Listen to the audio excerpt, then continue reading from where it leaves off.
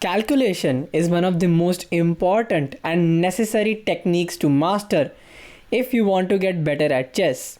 And I'm sure you knew this, but how to get better at it is a lesser known fact.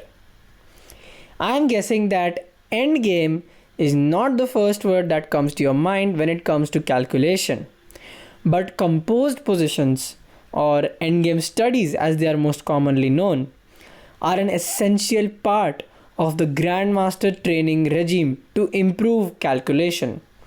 The long variations and imaginative ideas force you to think outside the box, which is an essential part of calculating well.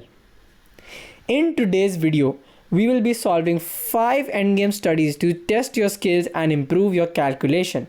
Let's begin.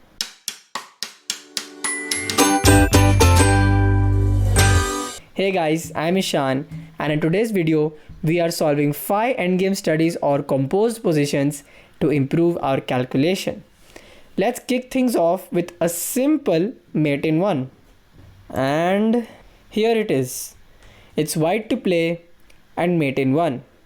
Remember, it's a composed position, meaning this position can never actually occur in an actual chess game. Also, the white pawn is moving up the board while the black pawn is coming down.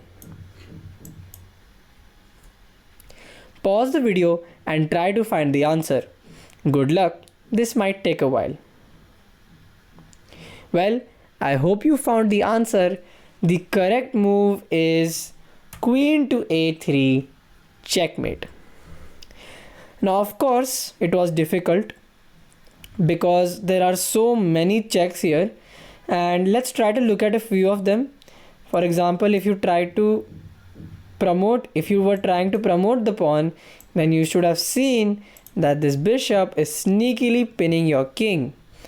And although the promotion would have been made, you can't because of this pin. So you cannot promote, and if you take this to make a queen, then he can play bishop g2, and it's not a mate in 1. Of course, there are many ways to checkmate the black king, but the point was to find the mate in 1. I cannot cover every single move for white here as there are so many possibilities. All I can confirm to you is that other moves fail, and again this position is composed, so it was not played in an actual game. It was just somebody's creative pastime to create this position and challenge the world. If you have any doubts, do let me know in the comments below, and I will try my best to answer those doubts to you personally. Let's move on to the second study. So this puzzle is also white to play, and white's pawns are going up while blacks are coming down. Good luck. Well, the correct answer is the shocking king to h1. As you can see from the rigorously illustrated arrows on the board, the bishop on h6 is in fact trapped. Well, I know it's very counterintuitive to think that a bishop on h6 is trapped in such an open position, but if you look at the position and the arrows I've drawn closely, it will become evident. You see, the problem is the bishop cannot go anywhere because through all the squares that it can go, there is a knight fork that immediately wins the bishop. And the purpose of playing king h1 was to not allow the pawn to move. So the pawn can't move, the bishop can't move. What about the king? Well, the problem is the king cannot take the knight because then we would push a6 and the bishop would not be able to defend our pawn from queening. And since the king is outside the square of the pawn, white would have won the game. If you tried king into h2, which looks much more obvious, and the problem is he can take your knight, and after a6 he has bishop f4 check, and let's say king g2 and now bishop b8, and he can save the promotion.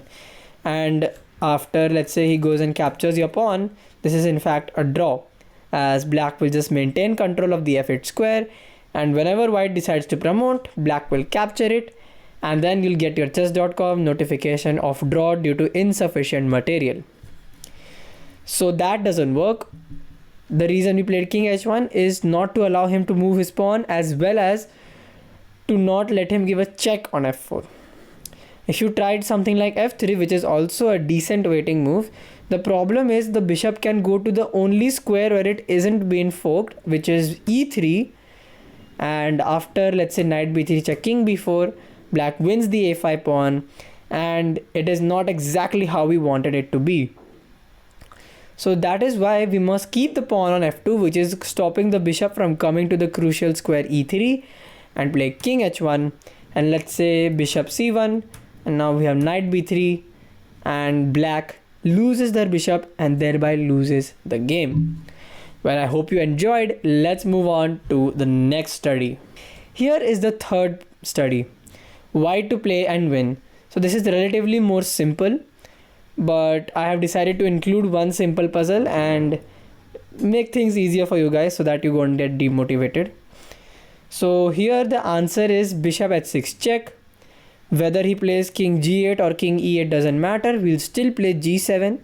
And now if black plays something like e5, then we can play king e6. He has no move other than e4. We play king f6. He plays e3, which is again the only move. We take it, and let's say he plays something like h5. We just take the pawn, and after he moves, we can promote successfully. So that is why he cannot push his e pawn. So he will have to play king f7. Well, if you want to know what happens after e6, then we can play king d6, and let's say he plays king f7, and now we play king e5, forcing him back to g8, and now after king f6, we see the recurring theme of winning both his pawns and then successfully promoting our own. So that is why he cannot move the e pawn. He can instead try king f7 when we play the theme of the actual puzzle, which is g8 equals queen, king takes g8, and now king e6. So his only legal move here would be to play king h8, and now we don't take the e7 pawn because that would be a draw. Instead, we play king to f7, and now after he pushes his pawn, bishop g7 is a beautiful, beautiful checkmate. Well, I hope you enjoyed. Let's move on to the fourth puzzle. So this is white to play. Pause the video and try to find the answer. Well, if you did find the answer, I congratulate you, because you had to realize that this is a draw and white is actually the one fighting for the half point. So the only way to draw for white in this position is to play rook a5 check. Black will play king b1, as if they play king b2, then knight d3 is an immediate fork, and in fact white can even win this game. So king b1 is forced, and now we play the tricky move knight f3. So our idea is that when he promotes his pawn, we'll play knight d2 and it'll be a fork. And let's say he tries to get out of the fork with his king, then we can play knight h2 and sacrifice our knight for the pawn, and in fact we can even try for a win. So knight f3, he will have to take the knight. We play king g3, and now f1 queen. So now you might be saying, oh, but he has already promoted his queen. Now what? How will white draw? Well, if you notice carefully, the white king has no legal moves, and the only piece that can move is the rook on a5. So the logical thing to do would be to sacrifice the rook, and after he takes, we can shake hands and go home. Also here, if you tried knight c4 with the same idea of meeting f1 queen with knight d2 check, then the problem is he can play knight f3 himself, and now after king g3 he'll promote, and unfortunately we have an extra knight which is very difficult to sacrifice. So that is why knight c4 doesn't work. So knight f3 is the only move, and we had already seen the correct answer with rook a1 check, king into a1 stalemate. Let's move on to the last puzzle. So this position is also white to play. This is also on the easier side, but I think it was very illustrative of the beauty of chess. So that is why I decided to include it here. Pause the video and try to find the answer. Well, I hope you did find the answer. The correct move is d7.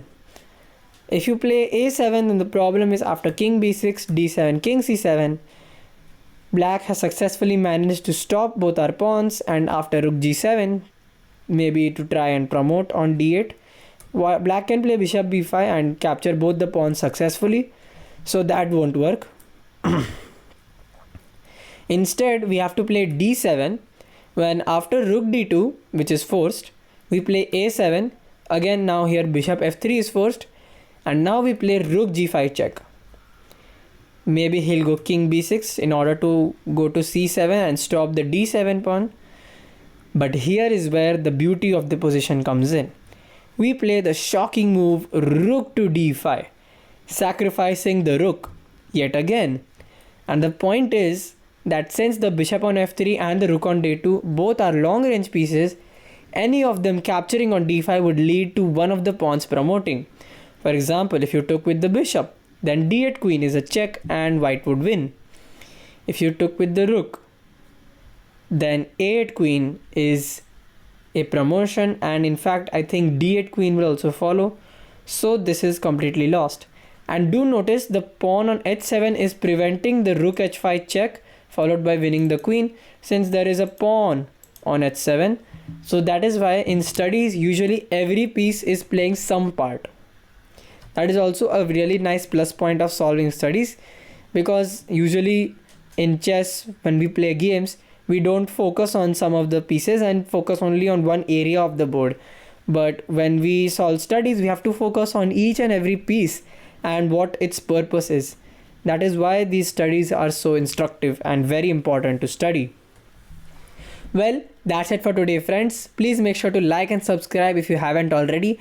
If you want to check out more tactical themes, do check out my tactical tricks playlist here. Until then, I will see you in the next video. Bye.